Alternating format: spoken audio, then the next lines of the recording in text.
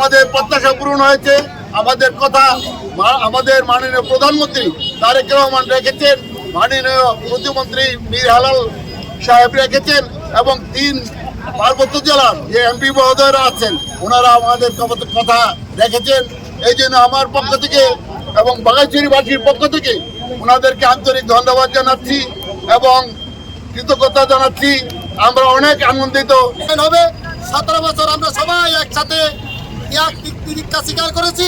এই পথটা কিন্তু আমার ব্যক্তিগত বিলতুর নয়, এই ত্যাগ ধিক্কার প্রচার এই পথটা হইল 17 বছরের ত্যাগ স্বীকারকৃত বাঘাইছড়ি উপজেলার সকল বিএনপির অঙ্গ সহযোগী সংগঠনের। সুতরাং আপনারা একটু ধৈর্য ধরবেন, আমরা মিলেমিশে সুন্দর বাঘাইছড়ি বিনির্মাণ করব। সকলের দুঃখ সুখ আমরা ভাগিদার হয়ে একসাথে কাজ করব।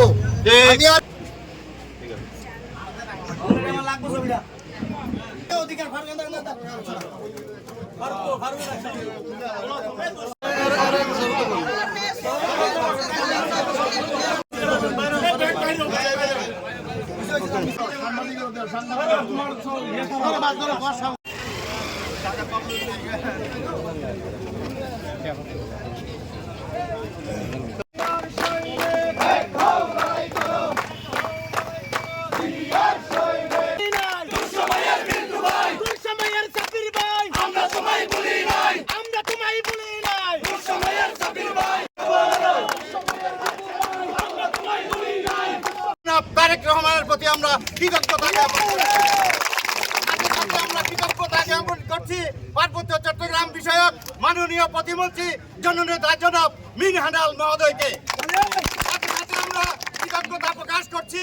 আমাদের 3 পার্বত্য জেলার মাননীয় সংসদ সদস্যদেরকে সাথে সাথে কৃতজ্ঞতা প্রকাশ করছি বাংলাদেশ জাতীয়তাবাদী দলের সকল কলা কৌশলীকে। সংগ্রামে উপস্থিতি আমাদের থেকে মাত্র 1জন জেলা পরিষদ সদস্য রাখা হয়েছে, সেজন্য আমরা আন্তরিকভাবে দুঃখিত। আমাদেরকে অবজ্ঞা করা হয়েছে। সংগ্রামে উপস্থিতি এই পর্যায়ে বক্তব্য রাখার জন্য আমার নেতা তারেক রহমান এবং আমাদের পার্বত্য চট্টগ্রামের এমপি মন্ত্রীরা সকলেই এই পার্বত্য চট্টগ্রামকে সুন্দরভাবে সাজানোর জন্য